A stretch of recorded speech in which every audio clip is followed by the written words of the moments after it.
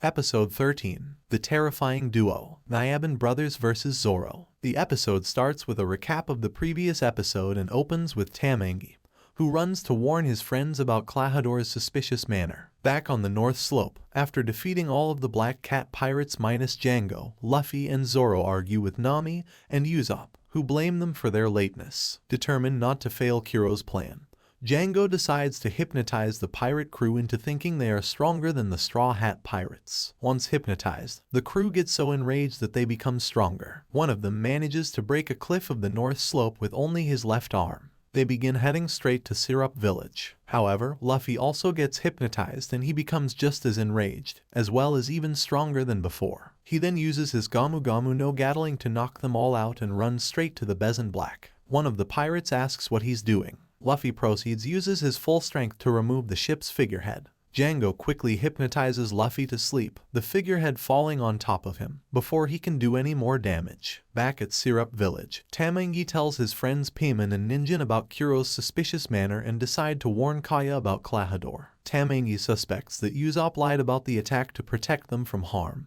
but they are determined to protect Syrup Village. After seeing her window open, the Usopp pirates think she might be out to town somewhere. The Usopp pirates try to open Usopp's secret passage to Kaya's mansion through the bushes, but it does not work. However, Kaya is still at home and is dreaming about Usopp trying to kill her. She wakes up and decides to search for Klahadore. While searching for him, she finds Mary on the floor, terribly wounded, but still alive. Mary tells Kaya that Klahadore is actually Captain Kuro and wants to take Kaya's inheritance. Kaya realizes that Usopp was telling the truth about Kuro. Mary tells Kaya she's the only one who can stop Kuro now. The young heiress is now determined to find Kuro and stop him. Meanwhile, the Usopp pirates, who are trying their best to get inside Kaya's mansion, see Kaya getting out of the mansion and on her way to the North Slope. They follow her discreetly. The Nyaben brothers pretend to be afraid of Zoro to let down his guard. Sham delivers the first strike and steals two of Zoro's swords, throwing them away. Zoro slashes Sham, but misses and tries to recover his two swords but to no avail. Sham jumps to Zoro's back and throws him to the ground, while Butchai joins his brother and tries to use his Cat the Fungiata technique on Zoro,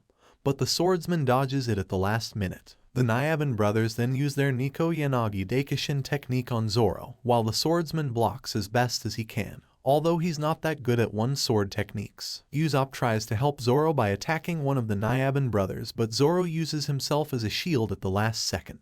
Sham and Butchai slash Zoro quickly after that, gravely wounding him. Usopp fires his slingshot in an attempt to aid Zoro, but Zoro takes the damage, leaving himself to be hit by Butchai. Nami angrily tells Usopp off for his failed attempt, but Usopp tells Zoro took the hit on purpose. Zoro yells at them that if they hit the pair, the Nyaben brothers will go after them instead. Nami attempts to get Zoro's swords for him.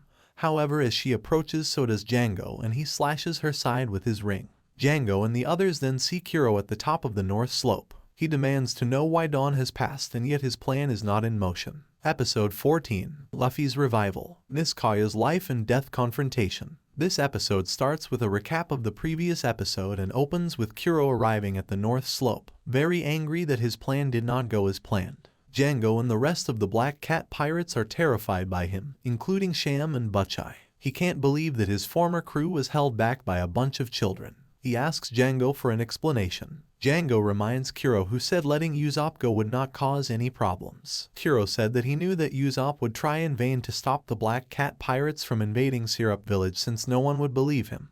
But the one thing he didn't count on was the weakness of his crew. This remark made Sham and Butchai very mad. They remembered Kuro as a strong killer and said they were sinking ships and vanquishing pirate crews while Kuro lived the good life. They accused him of becoming weak. They go straight to him, hoping to kill him. Django tries to warn them, but it was no use. Before they could deal him a blow, he suddenly disappeared, and reappeared moments later behind them with his cat claws gloves on his hands. They tried to attack him again, but he disappeared one more time. Django recognized this move as the Nuki Ashi technique, Kuro's trademark attack. He reappeared behind Sham and Butchai again, with his claw-like knives pointing at them. This silent technique is so powerful, not even a group of 50 assassins could stop Kuro. Django knew he hasn't lost that attack by the way he always lifted his glasses to avoid being cut by his cat claws gloves. Nami managed to get up despite her wound. Kuro gave his crew 5 minutes to kill Zoro, otherwise he will kill them all. Sham and Butchai go straight to Zoro to kill him. Django encourages them to stop him. Nami kicks the two swords straight to Zoro. The swordsman manage to get them. Although a little upset that Nami kicks his swords without any respect, Zoro thanks her for giving him back his swords, and he defeats the Nyaben brothers by using the tiger trap technique. Kuro is still counting the minutes. Usopp and the Black Cat pirates are surprised by the swordsman's attack. Even Django is shocked by it. Zoro said to Kuro that the former captain will be defeated in less than 5 minutes. Kuro is a little impressed. Butchai is still conscious and begs Django to hypnotize him so he will become strong enough to defeat Zoro. Django managed to do so, and Zoro decided to deal with Butchai before he can fight Kuro. After being hypnotized, Butchai becomes stronger and more savage than before. His muscles even increased in size. That surprised Zoro, but he managed to regain his calm and decided to fight him no matter what happens. Meanwhile, Nami goes to wake up Luffy, who is sleeping beneath the figurehead of the Bezin Black. She managed to wake him up by pressing her foot into his head. Luffy woke up just in time to stop Django's pendulum from killing Nami with his bare teeth while arguing with Nami for the way she wakes people up. Nami learned that Django's pendulum is also used as a weapon. Luffy broke the pendulum with his bare teeth, although it hurts him a little bit. The Black Cat pirates begin to think it will be impossible to defeat Luffy and Zoro since they appeared to be very strong. After waking up Luffy, Nami passes out for a bit. Luffy notices Nami's wound. Nami asks Luffy to fight for the village and her treasure, and Luffy accepts. The pirates run from Luffy, scared for their life. While Butchai fights Zoro, Django will deal with Luffy. Kuro said that time is up and he will kill everyone on the north slope. He is also surprised that Luffy survived the fall from the cliff since he thought that fall would have killed him.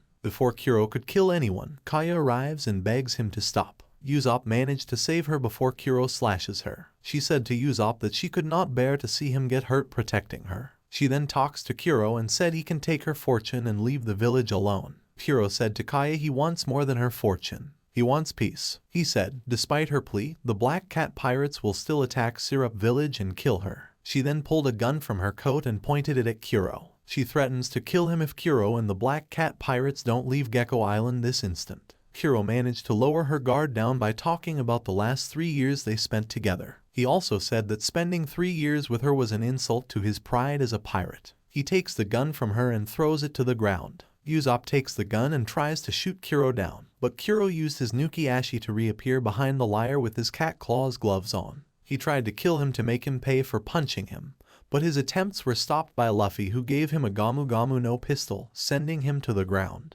Luffy swears Kuro will have a bad day since he hates being punched. Episode 15. Defeat Kuro. Usopp's tear-filled determination. The episode starts with a recap of the previous episode, and it opens with Kuro lying on the ground by Luffy's Gamu Gamu no pistol. The Black Cat pirates are terrified by this. Nami decided to search for the pirates' treasure despite her wounded shoulder. The Usopp pirates arrives and hit him as hard as they can with a shovel, a casserole, and a bat. Usopp, Kaya, and the others try to warn them to stay away, but they refuse to listen, too busy at beating Kuro up, hoping to kill him. They stopped. Django is afraid the kids will make Kuro really mad. The Usopp pirates goes to Usopp and they argue with him for not telling them about the fight. Usopp begs them to run away, but the kids refuse to run away, saying it will only shame the Usopp pirates. Suddenly, Kuro got up, making the Usopp pirates terrified and scream for terror. But Kuro ignores them and goes to Usopp to beat him. His sight then goes to Luffy, in which he asks him if he had eaten a devil fruit. Luffy confirms it.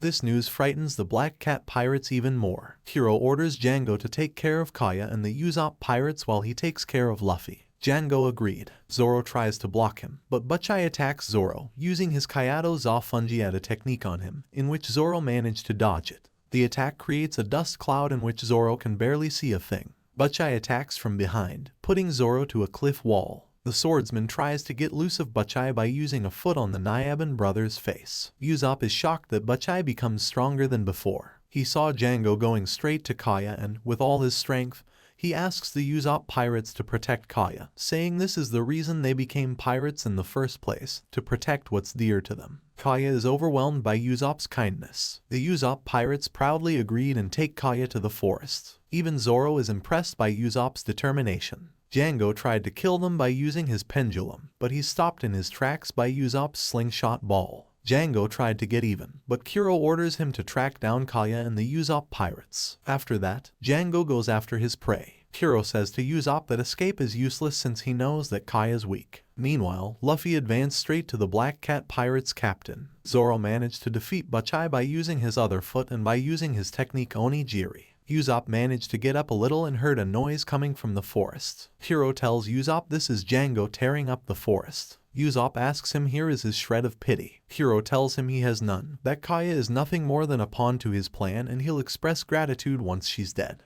Usopp is angry by Kuro's word. Luffy tells Usopp to go to Kaya and the Usopp pirates and he'll take care of Kuro. Usopp managed to get up more despite his multiple wounds. Kuro is impressed by this. Usopp says to him that he won't let him win. He tried to walk, but he falls down due to his wounds. Kuro's laugh at Usopp's effort and says even if he did manage to get to Django, he'll end up dead. Usopp says that despite his weakness, he will protect the village. The Black Cat pirates laugh at Usopp's vow, but Luffy throws a rock at them, saying to them to not laugh at Usopp. Zoro takes Usopp on his right shoulder and tells him that he'll go after Django. Luffy agreed to it. Kuro tried to stop them, but Luffy stopped him with a Gamu Gamu no Kama in which Kuro dodged it. Kuro tried to slash him, but Luffy evaded the attack. He then counters attacks with a Gamu Gamu no Yari, but Kuro disappears using his Nuki Ashi technique. Zoro and Usopp manage to get to the forest during the battle. Kuro reappears and asks Luffy why an outsider like him is butting into the village's business. He tells Kuro that because there's a man in the village he doesn't want to let him die and that he won't die today.